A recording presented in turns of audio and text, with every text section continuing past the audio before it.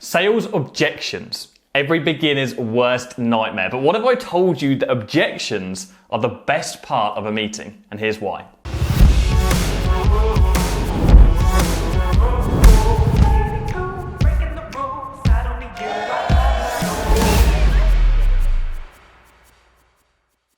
So guys, look, objections, when handled properly, give us the opportunity to get rid of any final concerns that our prospects have when we are trying to sell our product or a service. I've said this before and I'll say it again. An objection is not a rejection, it's just a request for more information. And what I want to go through in this video today is how to overcome some of the most common objections in sales, and more importantly, how you can prevent them when you are trying to sell your product or service as well. Now, there are 5 categories that an objection could fall into regardless of your industry, and we're going to be breaking them down today. Number 1 is price. Number 2 is competition. Number 3 is buying ability. Number 4 is compatibility. And number 5 is just an outright dismissal. Now, as I said, I'm going to be breaking down each of those individual categories and some of the most common objections within them today. But by the end of this video, I want you to come out not fearing objections, but really understanding the reasons why people have objections in the first place. Because when we're selling a product or a service, we want our customers or our potential customers to be fully bought in. We don't want them to feel cornered or pressured into saying yes. So when they give us an objection, they're asking us for more information. They need us to go back and retrace, or maybe we can even prevent that objection completely in the first place. And that's what I really want you to take from this video today, is how to actually prevent these objections, but also to embrace them, because this is the time where you're going to learn and you're going to develop your skills as a salesperson. So let's start off with number 1. It's pricing, okay? So somebody has a pricing objection. Maybe they've said to you, it's too expensive, okay? This is something that comes up sometimes if you're selling a high ticket product or a service. And the key thing to take away from somebody saying it's too expensive, the motivator behind that is the fact that actually they just don't see the value in what it is that you're trying to sell them. Because the majority of the time they can afford the product or the service. They just don't see the value, or they're going to get return on what it is that you're actually offering them. So the key thing to do here is to make sure that throughout your sales pitch, you're conveying as much value as you possibly can. So this product or service is an absolute no-brainer to them. But there is going to be a rare instance when they actually genuinely cannot afford it. If you're selling business to business or you're selling business to customers, some of these people just won't be able to afford your product or service. So you could just fire back with something like, is this a value problem or a money problem? So essentially what you're asking them is, look, do you just not see the value in what I'm trying to offer you, or can you genuinely not afford this product? Now, at this point, they could just tell you that they don't have the budget for your product or service, or they just simply cannot afford it.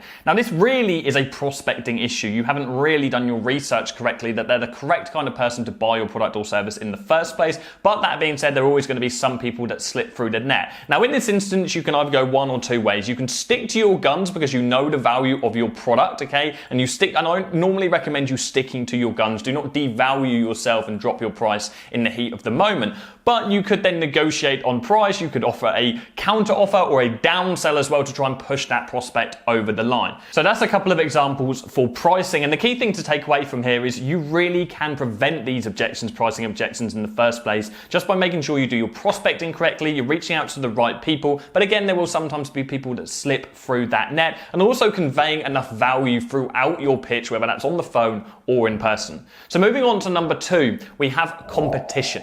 Now, when you've pitched your service or you're trying to pitch a service, somebody could say to you, hey, look, we're already working with one of your competitors. We've already got somebody who's doing this for us. And at that point, you could simply ask them, okay, that's great. Well, how's that going for you? And just ask them and probe, and always push back on that, because the worst thing you could do in this position, and I see this happen certainly in the marketing industry, is people will just be like, okay, no problem. Like, I'll contact you and let me know if you need anything in the future. But you really want to dig deeper here, because just because they're already using someone, that could just be a quick fire objection for them. You want to really find out whether things are actually working for them, and you also want to ask them about what kind of results they're getting with that company already, because you might find that your results majorly differ, and you might be able to exponentially improve the results they're already getting from that competitor of yours. Now, another competition-based objection, I hate this one, it's I can get your product or your service cheaper elsewhere. I've had a cheaper quote. And all you simply need to fire back is just ask a question. Just say, let me ask you a question. Do you buy everything in your life based on the price or based on the value that it can bring to you? Because generally speaking, the lower the price, the lower the value.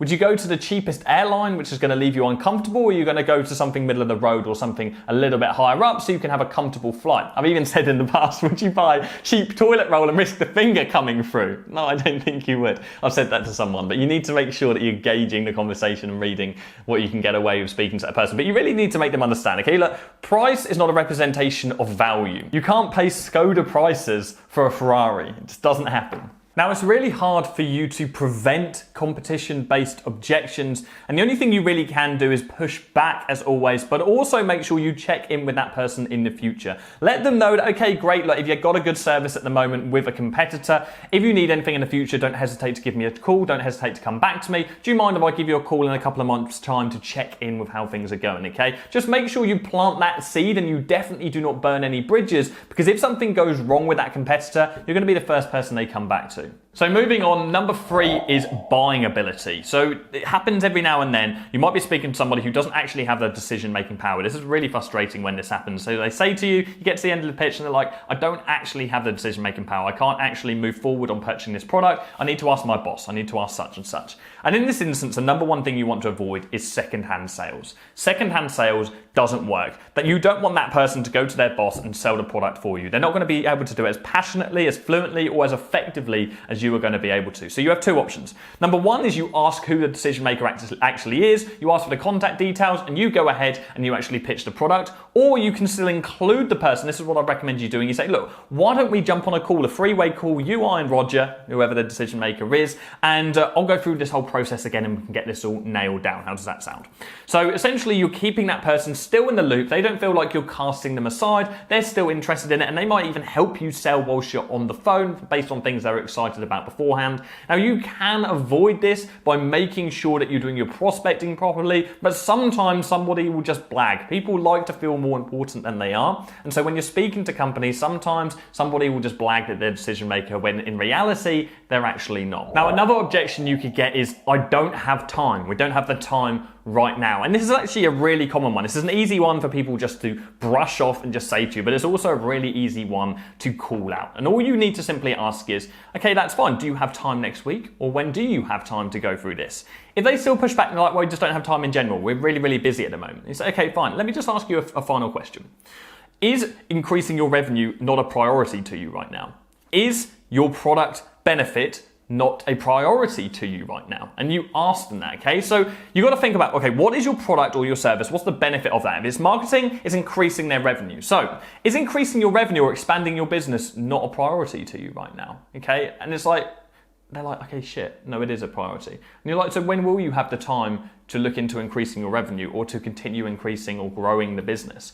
So you want to push back and just check with them that your product or whatever your product fulfills isn't a priority to them. And you want to really try and rejig that. I mean, sometimes your product or your service just won't be a priority, whatever it may be, even expanding revenue. Some business owners are just complacent in where they're at. And if they still say to you at this point, like, to be honest, I'm pretty happy where I am. We're pretty busy. I'm getting old. I'm not interested in expanding. Then you have to respect that. And you simply have to say, look, that's absolutely fine. Let me know if that changes in the future. You know where I am. You got my contact details. So you do have to respect their decision, but you want to ignite that fire back in their belly and almost make them question themselves and snap back to reality and be like, of course I want to increase my revenue. What am I talking about? Pull yourself together. Yes, of course I can speak to you next week. Okay? So always push back, but at the same time, you have to respect their final decision. Now, finally, we have number 5, and this is outright dismissal. This is probably the most frustrating of them all. And we can start off number 1 when somebody just hangs up on you. And people do this, right? Sometimes you can be mid-pitch speaking to someone, and they just, look, it's like hang up, nothing, dead. So they haven't even said, oh, no, I'm not interested. It's like some people, it's a coward. Bang, hang up. And I've done this myself many, many times to people like spam callers and things like that. So guilty as charged, and I'm sure you guys have as well. Now, you could do 2 things in this instance. Number 1 is you could accept that they're probably not interested right now, or they think they're not interested. It depends how far gone you are on your sales pitch. If they haven't even listened to your full sales pitch, then you need to make sure you follow them up on another day, except maybe they just had a bad day, or they're busy, or they're just a bit tetchy right now, and just follow them up in a couple of days' time using a different outreach strategy. Now, option number 2, and this is what I do, is just call them straight back up. Pretend like they didn't just hang up on you. You know they hang up on you, but just pretend they didn't, okay? You're blasé to it. They just got disconnected or something like that. If they answer, then great. If they don't, then follow option 1. If they do answer though, just be like, well, I don't know what happened then. We must have got disconnected, and just carry on your pitch. But I would recommend you trying to think about, just before you call up, just think about maybe the reason they may have hung up. Were you a bit too forceful? Do you need to change your tonality? Do you need to adapt to that person? Is there anything that you can change on the second time that you called them up? But don't leave too much time, okay? You want to call them up pretty much instantaneously, because you just want to act like they've just got disconnected from you.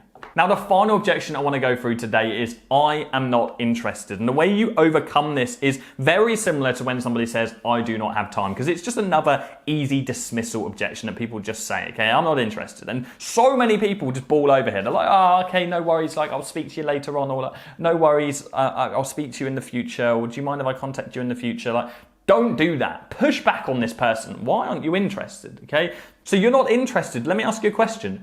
Are you not interested in benefit? Are you not interested in increasing your revenue? Or why are you not interested in increasing your revenue? And the key here is, if you have a case study that you can name drop, right? Let's say you're a marketing agency and you're calling up a gym, Tom's Gym, or and you've got a current client called Bill's Gym, right? Okay, and you're getting Bill's Gym 8 times their money. Okay, you're getting 8 times return on investment. For every pound they're spending with you, you're giving them £8 back, right? If you're speaking to Tom's Gym right now and you're trying to pitch this, and he's like, "Well, I'm not interested," you'll be like, "Okay, well, Tom, let me ask you a question.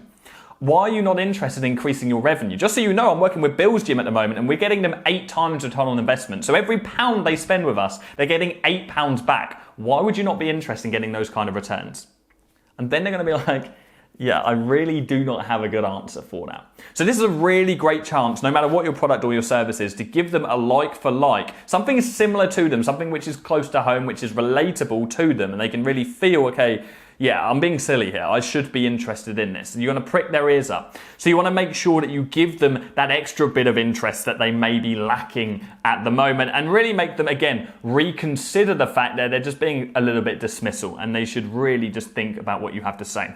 And you can also push back and say, look, I only want to share 10 to 15 minutes with you. These 10 to 15 minutes have the power to transform your business. These 10 to 15 minutes have the power to benefit. What have you got to lose by spending 10 to 15 minutes with me? Okay?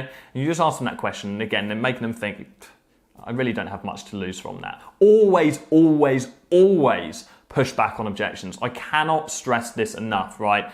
Like, the majority of clients I've closed in my entire life through every single business that I've ran have been after some kind of an objection. If you fall short on objections, you're falling short on 90% of the clients that you could be signing or selling for your business. And that's the bottom line. Now, guys, it's obvious that we can't go through every single possible objection in every single possible industry in this video today. So what I want to do is I want to help you guys out. I want you to comment down below on this video and let me know what objections you have had in your industry. I don't care what you're selling. What are the objections you've had?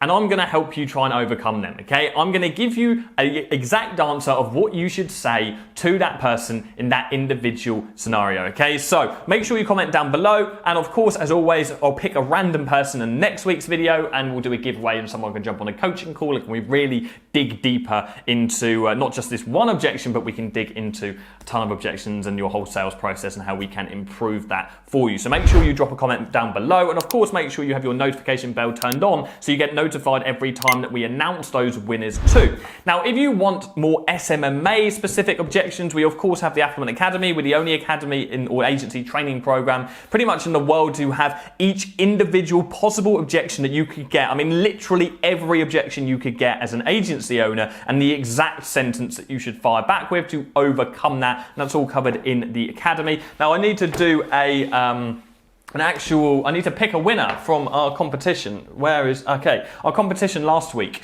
So we did cold calling techniques that really work, I'm pretty sure. It was cold calling script video last week. And so I'm going to pick that right now. Let's just have a look. Okay. Adrian Deng. Adrian's biggest tip for cold calling is be genuinely prepared, both for the meeting itself and knowledge-wise, to provide the specific business with actual results. So Adrian, we're going to reach out to you and we can arrange that coaching call. We can go through anything that you want to go through to your sales process and all of that. And of course, guys, again, comment down below with whatever objections you're struggling with right now. I will answer all of those, and of course, we'll do the giveaway. So make sure you have your notification bell turned on. I hope hope you have enjoyed this video. Make sure you check out the sales playlist that we have going on at the moment. We're putting all of these sales-based videos into a sales-based playlist. We're trying to make what is seen as a complicated industry very, very simple. That's how it needs to be. Anybody can sell, and you just need to understand the reasons why selling works. And hopefully these videos are being mega valuable to you guys. And please do share them with other people who maybe need to improve their sales knowledge too. Okay guys, I'll be back very, very soon. Thank you so much for watching. Cheers.